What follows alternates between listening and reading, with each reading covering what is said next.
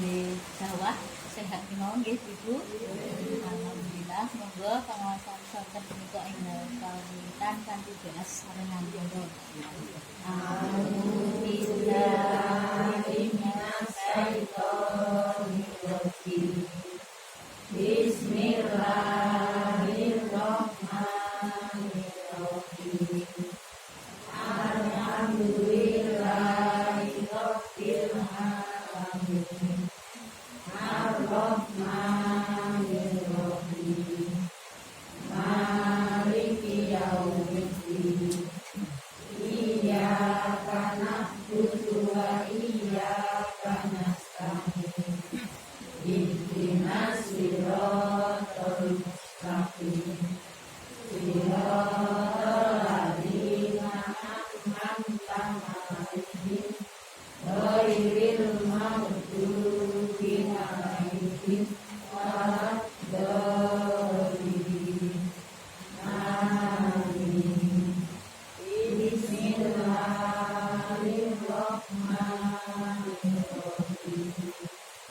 Raditu billahi rabban wa bil islami dinan wa bi Muhammadin nabiyya wa rasula. Rabbi zidni ilman warzuqni fahman. Amin ya rabbal alamin. Salajengipun dumateng panjenengan.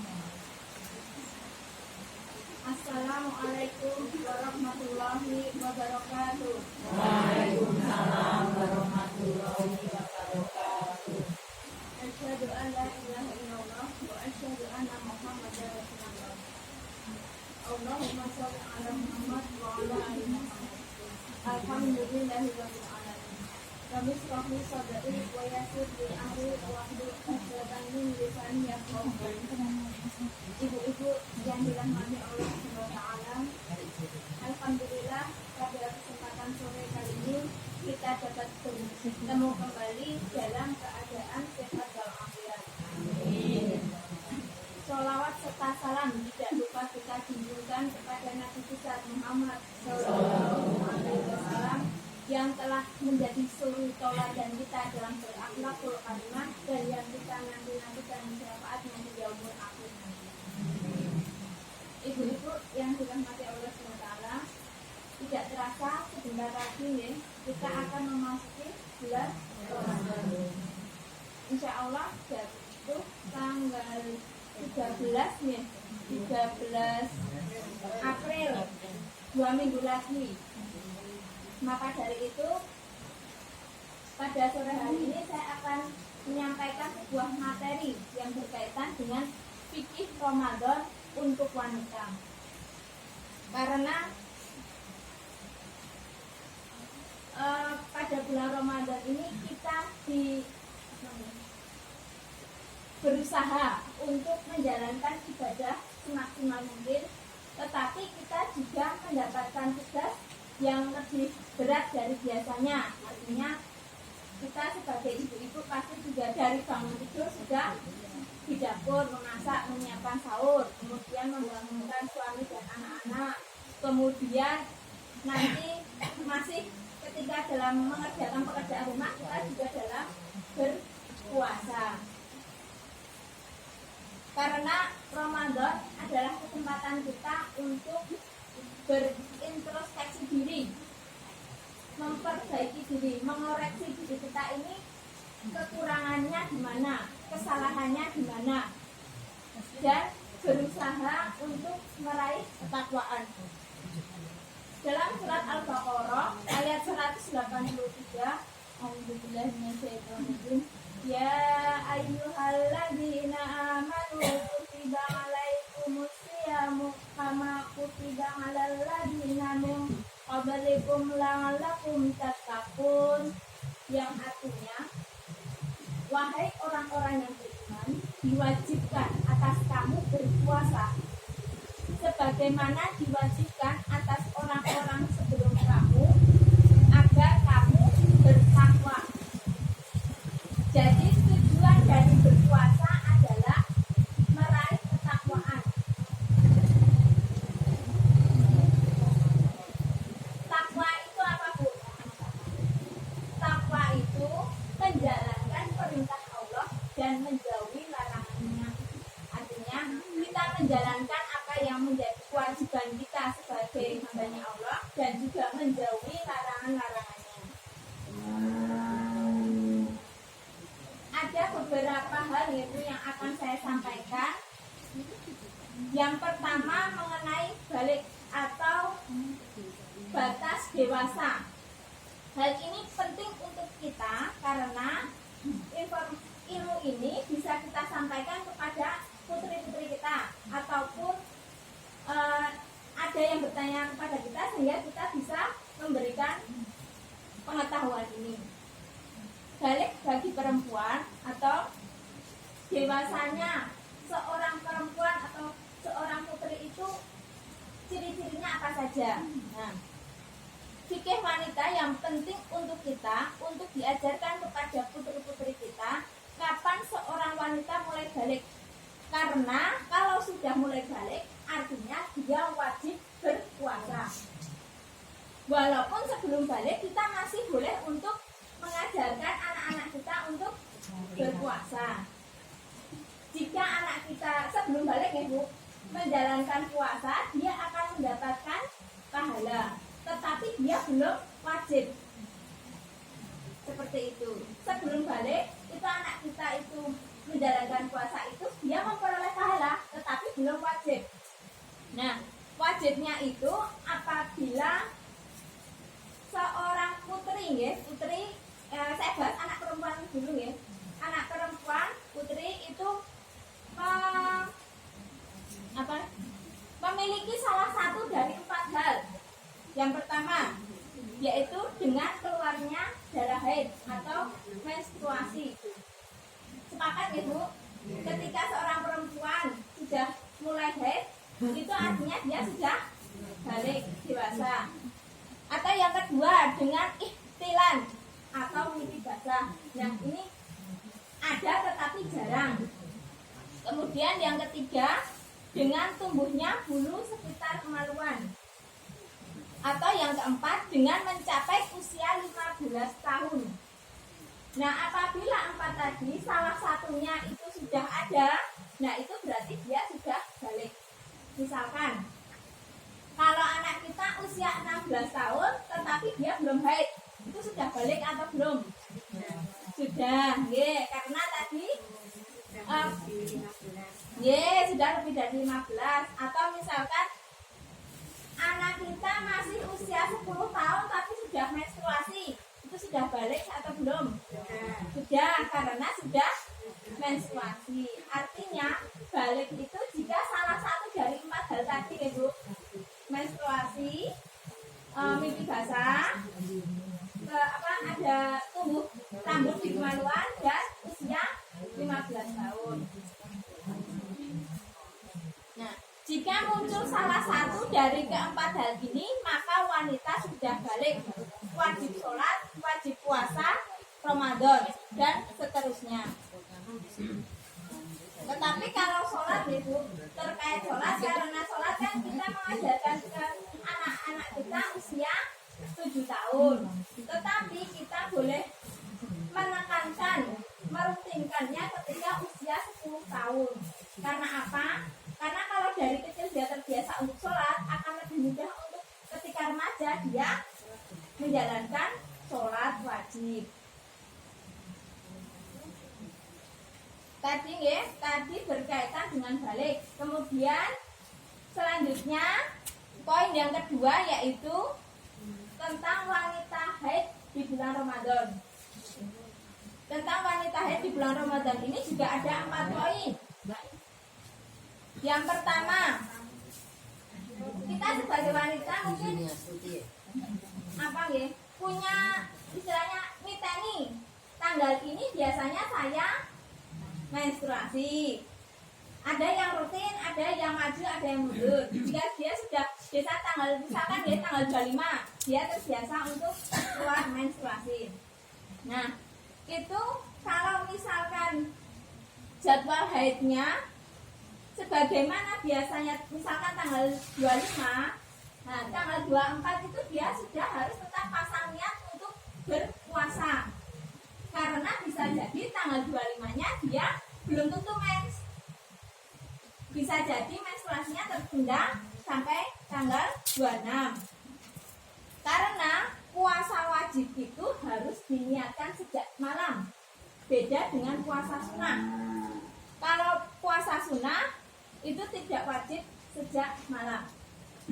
Makanya kalau kita sholat tarawih gitu, setelah sholat tarawih itu biasanya imam memimpin ya, untuk membaca niat puasa Ramadan bersama-sama. Nah itu apa istilah ngawekan apa bu istilahnya? Jaga-jaga ya. Jaga-jaga misalkan ya bu, kita setelah sholat tarawih kita udah baca niat puasa Ramadan.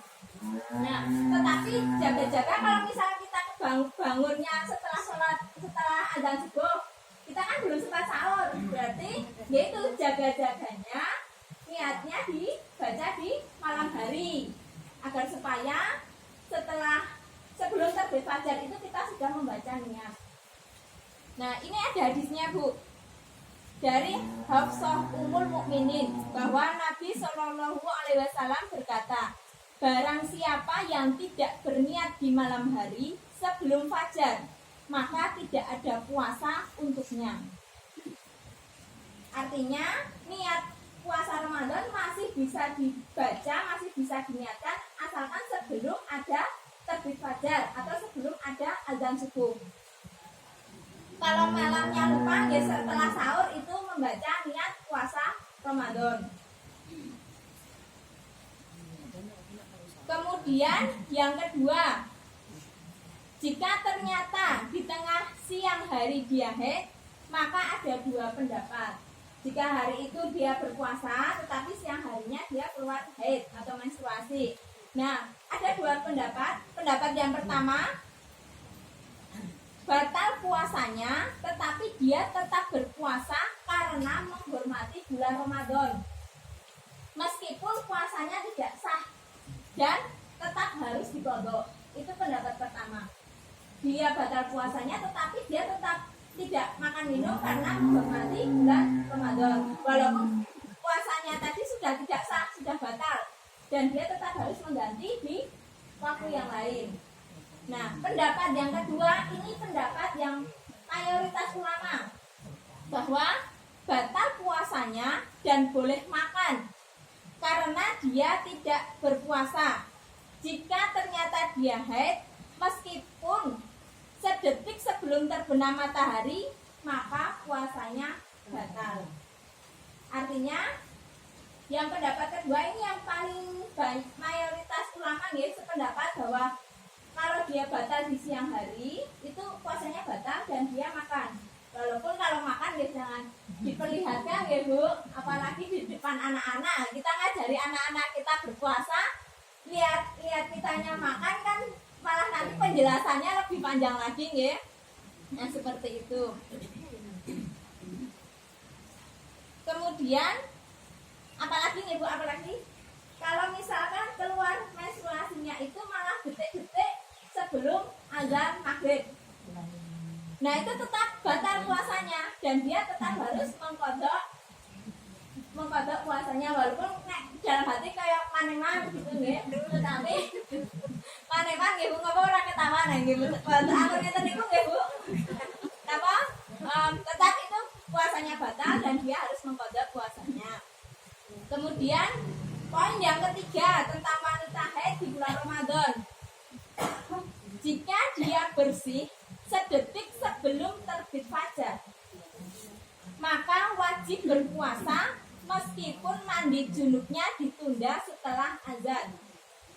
Jika misalkan dia malamnya sudah bersih nih bu, sudah bersih, tetapi dia belum mandi junub, dia masih bisa mandi junub, itu mandi besar nih, dia masih diwajibkan untuk berpuasa walaupun nanti mandi besarnya setelah terbit fajar atau setelah azan subuh.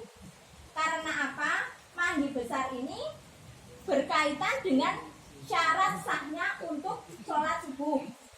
Jadi mandi besar ini bukan syarat sahnya berpuasa. Puasanya tetap sah, tetap wajib, tetapi mandi besarnya untuk syarat sah sholat subuh. Paham, Bu? Sepakat nggih? Nah, ini pun juga jika suami istri berhubungan di malam hari, kemudian mereka ketiduran atau kelelahan, makan sahur mereka belum sempat makan sahur, kemudian mereka belum sempat mandi junub, tapi sudah azan. Nah, itu puasanya sah atau tidak? Tetap sah, tetapi dia tetap harus mandi junub untuk syarat sah sholat subuh. Ya, sepakat ya, Bu? Kemudian yang terakhir, wanita yang haid harus mengqadha puasanya setelah Ramadan. Tidak boleh diganti dengan fidyah. Karena fidyah beda dengan kalau menstruasi kan bukan yang terus menerus, tetapi kan berkala nggih. Berarti dia harus mengganti puasanya, bukan dengan membayar fidyah. Kemudian poin selanjutnya tadi tentang balik untuk wanita, untuk putra-putri kita. Kemudian tentang haid. Nah, yang ketiga ini adalah ini ada saya bahas ini istilahnya bukan saru, tapi ini untuk ilmu untuk kita semua, apalagi menyampaikan tentang cumbu, cium, jima di bulan Ramadan. Ini kalau ustadznya mungkin ada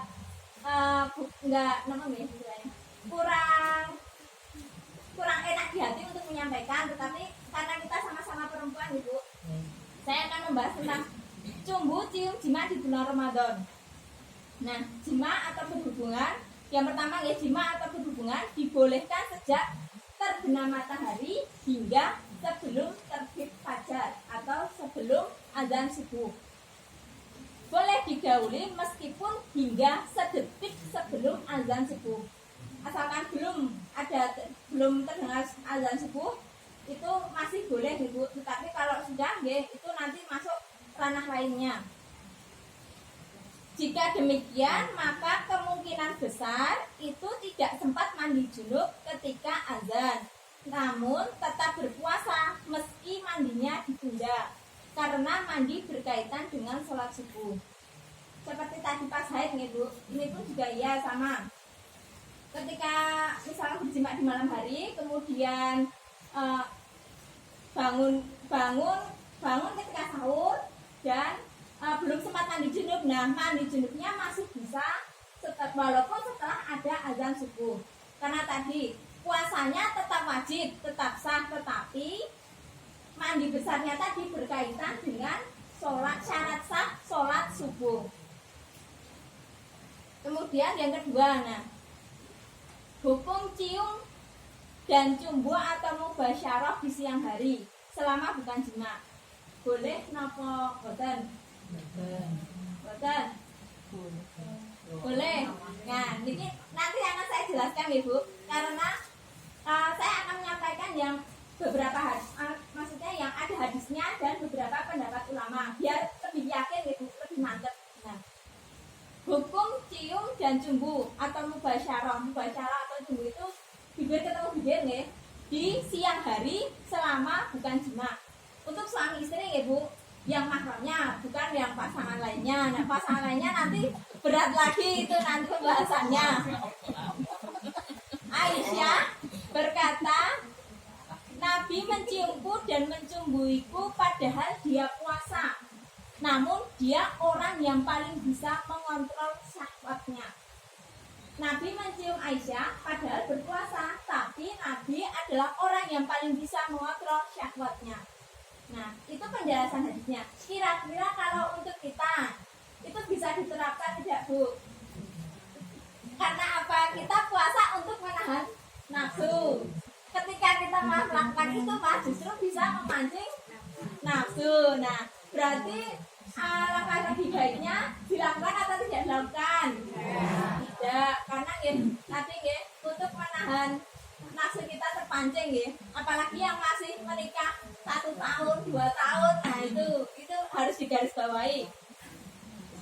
Seorang yang mampu mengontrol dirinya itu boleh mencumbuhi istrinya. Bagi yang tidak bisa mengontrol, jangan dilakukan. Seperti sebuah kisah nggih. Pada suatu waktu di bulan Ramadan, Sayyidina Umar bin Khattab tak tahan untuk tidak mencium istrinya. Sesaat Umar ingat bahwa ini bulan Ramadan, maka hebohlah Umar dan bergegas menemui Nabi Shallallahu Alaihi Wasallam dan melaporkan kepada Nabi, hari ini aku melakukan suatu kesalahan besar. Aku telah mencium istriku padahal sedang berpuasa. Maka turunlah hadis tadi bahwa Nabi juga mencium Aisyah dalam keadaan berpuasa. Tetapi Nabi orang yang paling bisa mengontrol syahwatnya. Artinya kalau seandainya terjadi itu bukan berarti ya puasanya batal, Bu. Ya kemudian menjadikan berarti saya itu paham istilahnya. Bukan, puasanya tetap sah, tetap harus melanjutkan, tetapi asalkan bukan jima itu tetap bisa melanjutkan sampai terbenam matahari atau sampai azan maghrib. Nah ini, bahkan dalilnya dibolehkan mencium dan bermesraan bagi orang yang merasa aman tidak keluar mani adalah riwayat Bukhari nomor 190-27 dan Muslim nomor 1927 dan Muslim 1106. Nah, selanjutnya ini yang berkaitan dengan kafarah atau denda. Misalkan tadi yang pertama tadi tentang jima, kedua tentang mencium, kemudian yang ketiga, nah ini jika terjadi jima di siang hari ketika bulan Ramadan. Nah ini ada 2 ketentuan, Bu. Yang pertama, jika sang wanita dipaksa, kan ada nih, mungkin bukan di sini tapi di sana ada beberapa laki-laki yang memaksa, artinya kalau tidak mau melayani dipukul, kemudian digampar dan lain sebagainya. Nah ini pendapat ulama, jika sang wanita dipaksa maka puasanya batal, namun tidak bayar kafarah. Suaminya marah kalau dia tidak melayani, misalnya akan digampar, dipukul. Nah, hal ini puasanya batal, tapi tidak bayar kafarah. Nah, kemudian yang kedua, yang pertama tadi puasanya tetap batal, tapi tidak bayar kafarah. Nah, yang kedua, jika sang wanita ridho atau tidak dipaksa, malah memancing istilahnya, memancing, maka dia melakukan dosa dan harus bayar kafarah. Kafarah itu apa? Kafarah itu denda atau hukuman yang harus dilakukan bagi